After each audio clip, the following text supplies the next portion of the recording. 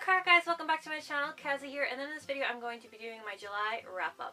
July wasn't a bad reading month for me. I actually got through 6 books. I felt like I could have read through more books because some of the books took a lot longer for me to get through. It wasn't that they were bad or anything, I just felt like I was entering like a mini itty bitty little reading slump. It was just like, oh, I don't want to read today, I don't know what I want to read, that kind of thing. So I felt like I could have got through more, but I'm still very pleased with getting through 6 books. So without further ado, let's just get into them. The first book that I read in July was Snow Like Ashes by Sarah Roche. This is the first book in the Snow Like Ashes trilogy.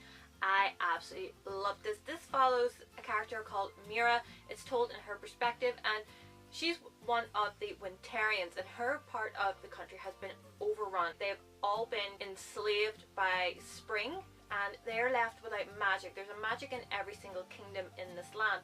Very few people that got out of the siege that happened, and there was about 16, but all whittled down to about 8. Their hope lies within these 8 people, and so they hear about a locket that has the magic of winter in it. They all have this artifact that are imbued with the powers of magic. Every ruler has one, and it's different for each one. And so Winter had a locket, and so they find out that they can actually get it back, and so they go hell for leather to get it back. I absolutely loved this book. It reminded me somewhat of A Court of Thorns and Roses in the way that they have the different elements and the different seasons broken up within the realm. Mira is very feisty. She knows what she wants. She wants to show that she's not this puny little girl. She's a warrior. She's been training all of her life. She can do this. But their leader is like saying, no Mira, you can't. You have to stay here. You have to stay. But like she's saying no. She's almost like Merida that way from Brave. But it also turns out that she has a part to play. And it's this part that she's just like, no, I'm not going to play that. But it's all for the greater good. But of course she's not going to take that lying down. She's not going to take that as an answer. I love the realm that Sarah Roche has created. It's just fabulous, and I cannot wait to find out what happens in the next one, because the ending is just like, what?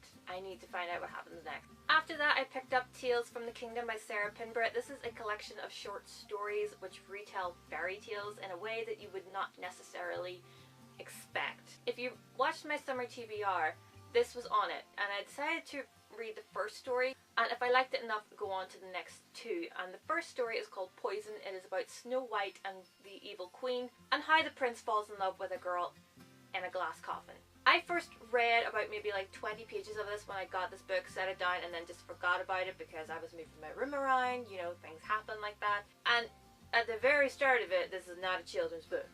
Let me just tell you, this is not a children's book because it has the queen doing some sexual things, let's just say. And so I thought that would be a omen for what was going to happen in the rest of the book, and let me tell you, it does. But I was so disappointed in this, so disappointed, because of the mature nature of this.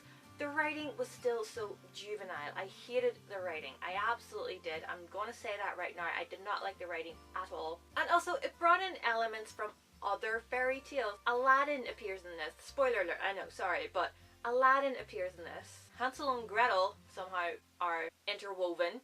And Snow White is a freaking slut.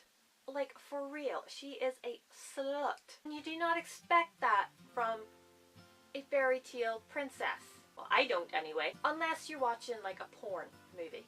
I literally felt like I was reading a porn movie when I was reading this. I did not like it. It made me feel slightly uncomfortable with it, especially when the prince and the princess marry.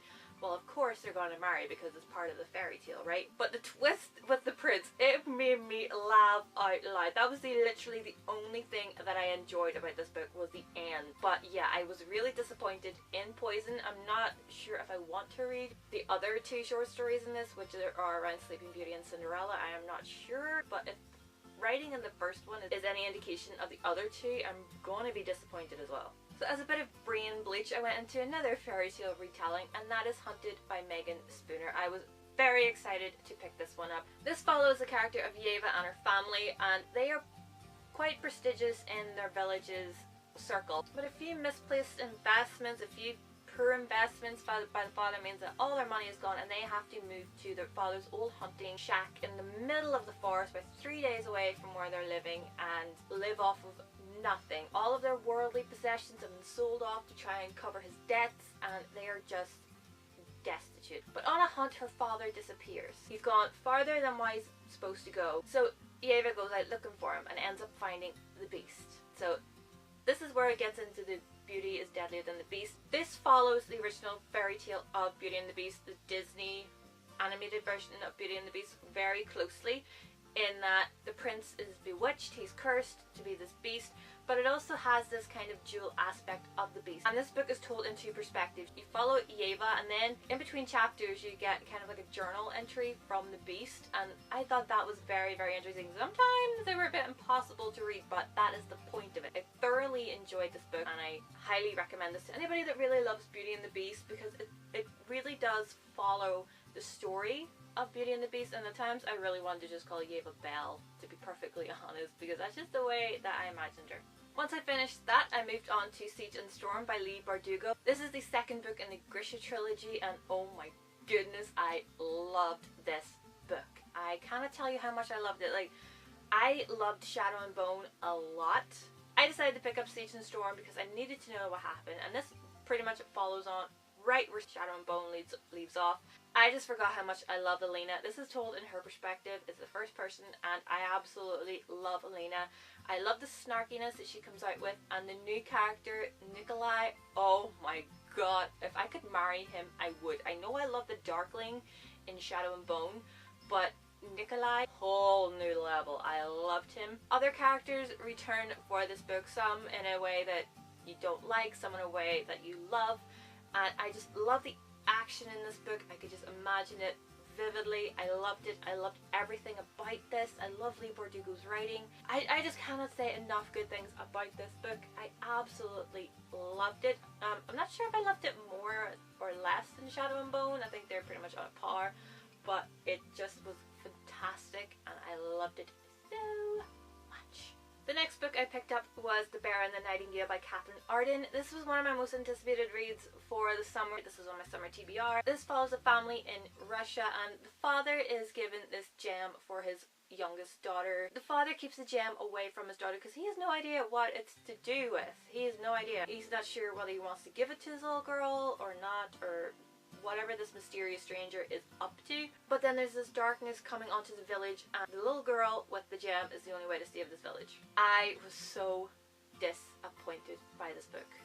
I cannot really fathom how much this disappointed me. From the first chapter, I really liked it. The writing style is very different from anything that I've read recently. It's very heavy. For me, the writing style just stumbled over itself. There was so many commas that you just like tripped over, and you were wondering, how does this fit into the narrative? And for me, that just made it such a struggle to get through. And then the characters, I felt nothing for them. I really felt that this was more of a lecture on God and all of God's greatness, and that pagan beliefs should just be wiped out for the glory of God. I really felt that this was just like a big massive lecture to me. I really did not appreciate that or like it in the slightest. As I said, the characters, I did not appreciate them or like them in the slightest. I didn't care what happened to them.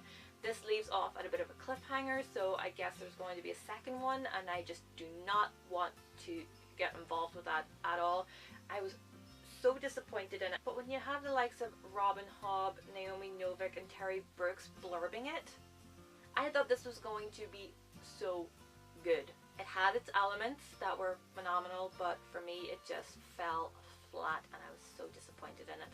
Then, to wipe away the disappointment of The Bear and the Nightingale, and to get my monthly dose of Rick Riordan, I picked up Heroes of Olympus, The Mark of Athena, which is the third book in the Heroes of Olympus series. This picks off right where the son of Neptune leaves off at Camp Jupiter, and it continues the prophecy of the Seven, the great prophecy that has been hinted at in the first two books in the series. And so they travel across America to head to Italy, to Rome. And for me, I was like thinking, okay, Olympus and Athena in a title. I never would have imagined going to Rome.